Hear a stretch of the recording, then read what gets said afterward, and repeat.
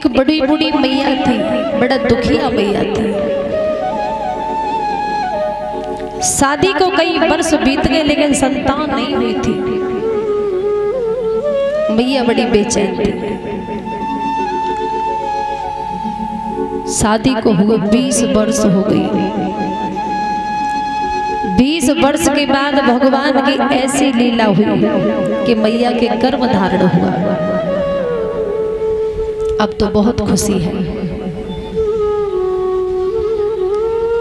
20 वर्ष हो गई, गर्भ धारण हुआ, समय बीत गया, बच्चा पैदा होने का समय आया।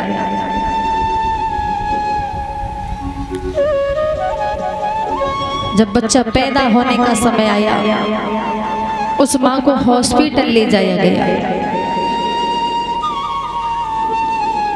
जब बच्चे को माँ को हॉस्पिटल ले जाया गया, बच्चा पैदा हुआ है, तो डॉक्टर साहब कहते हैं कि इस बच्चे में बहुत बड़ी परेशानी है।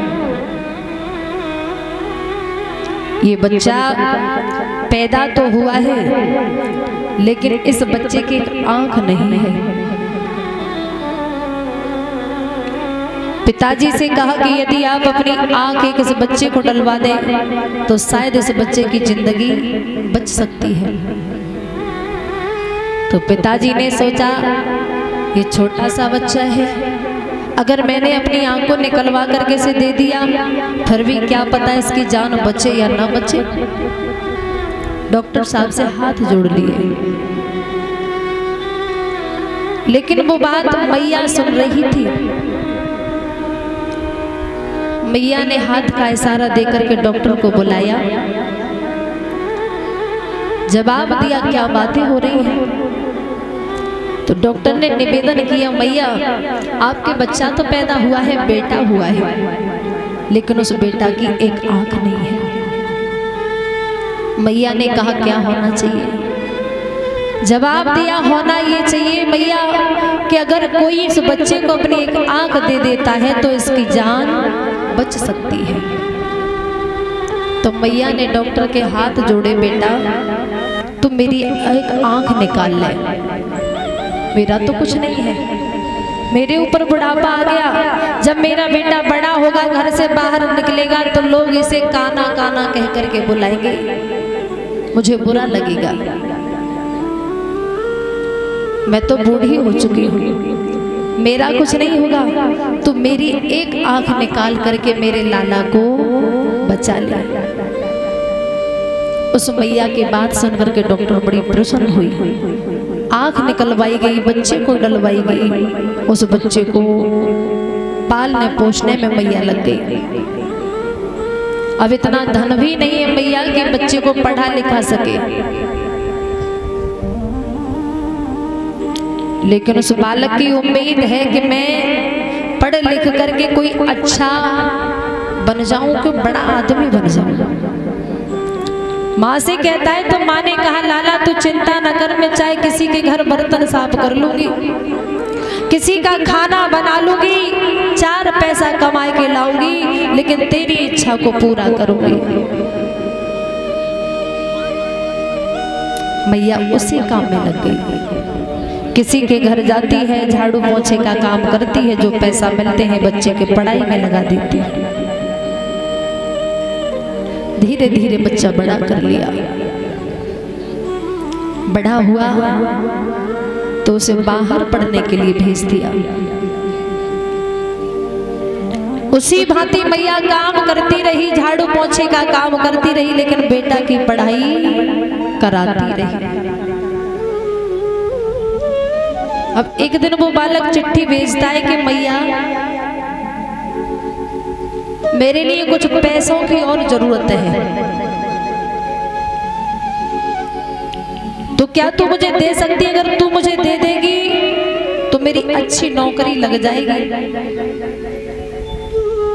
जब माँ के पास में चिट्ठी आती है, माँ ने उसे देखा है, किसी से पढ़वाया, तो माँ ने कहा कि मेरे पास और तो कुछ है ना है, खाली मेरे पास एक झोपड़िया है जहाँ मैं रहती हूँ, और अगर मेरे लाला की अच्छी नौकरी लग रही है तो मैं झोपड़िया को बेच दूंगी।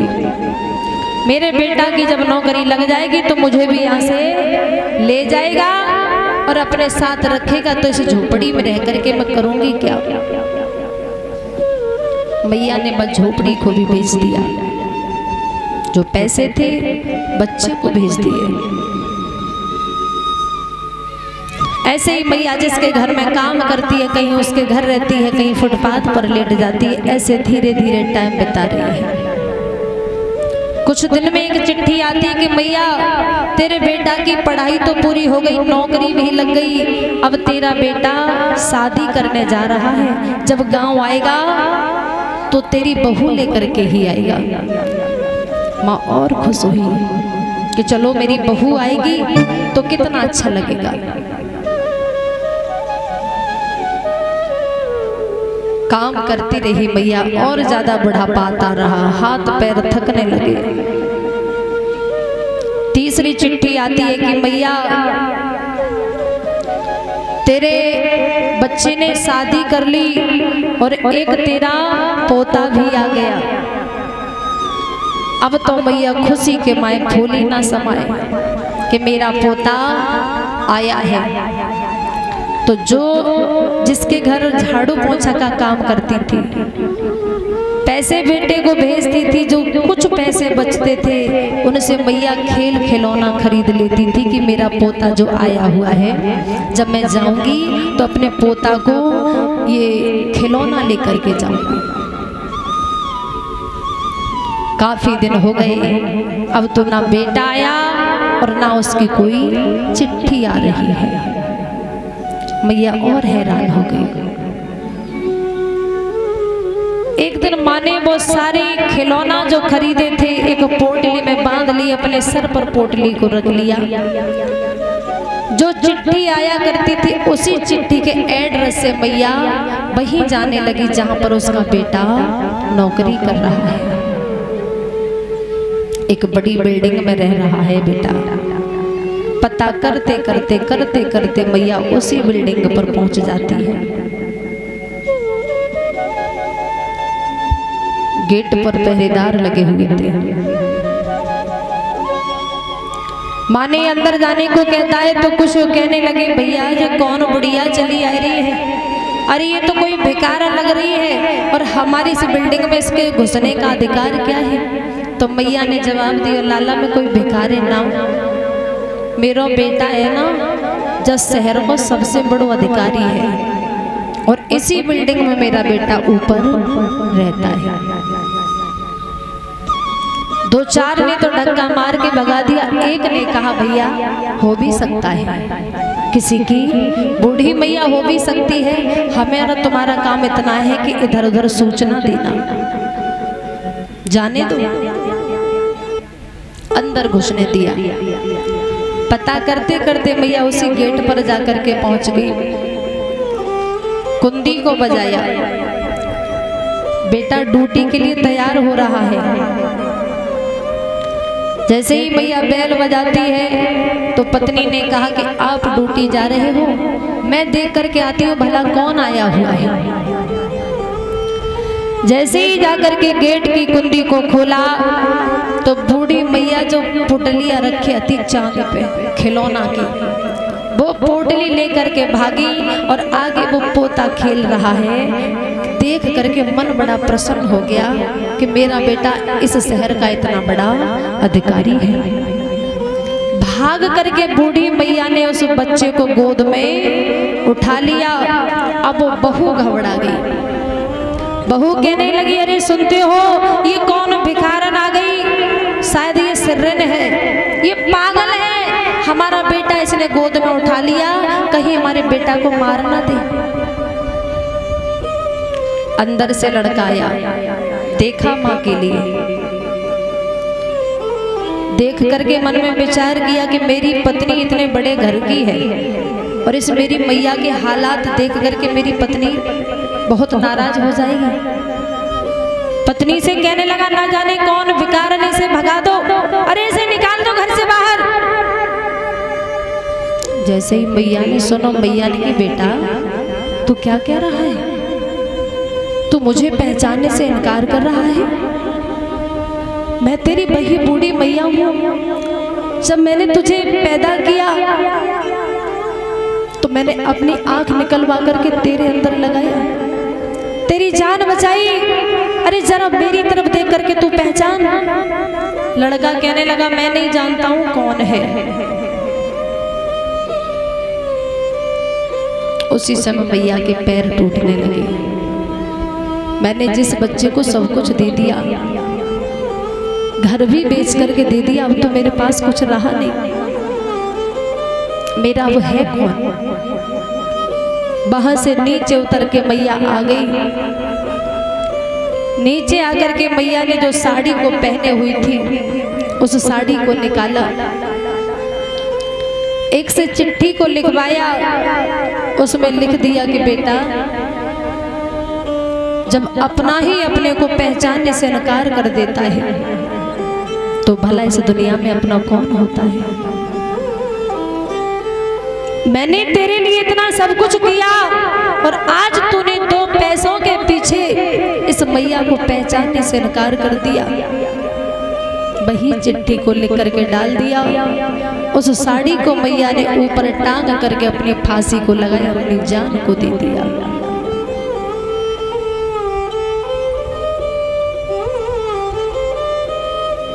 दो 4 मिनट में जब वो लड़का ऊपर से उतर के आता है, सारी बिल्डिंग में हल्ला मच जाता है कि किसी बूढ़ी मैया ने अपनी जान को दे दिया।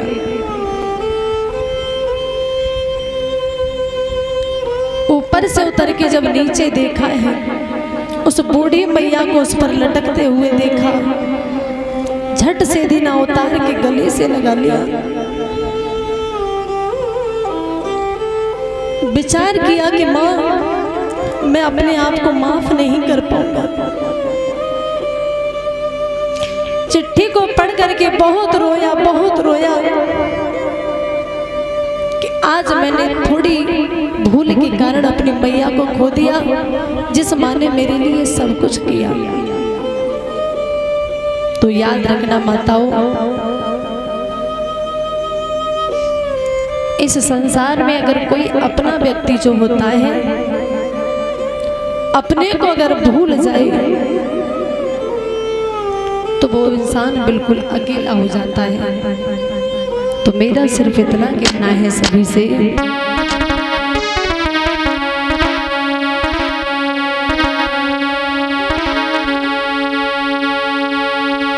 कि हर बात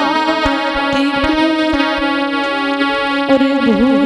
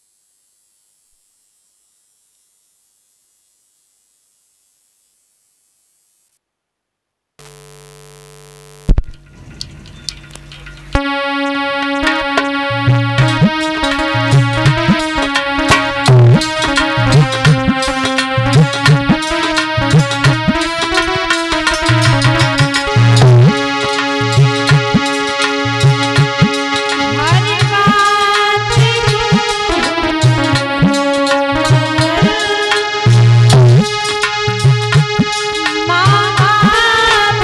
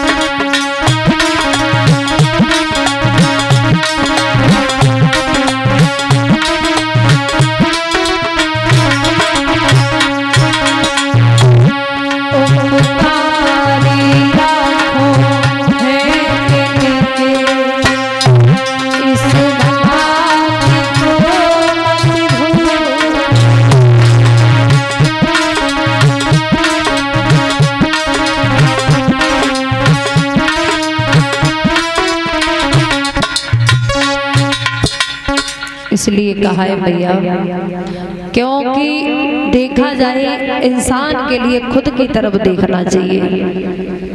ये पत्नियां तो दूसरे के घर से आती हैं तो समझ लो कि 100 में एक आध ही बहू ऐसी निकलेगी जो अपनी सास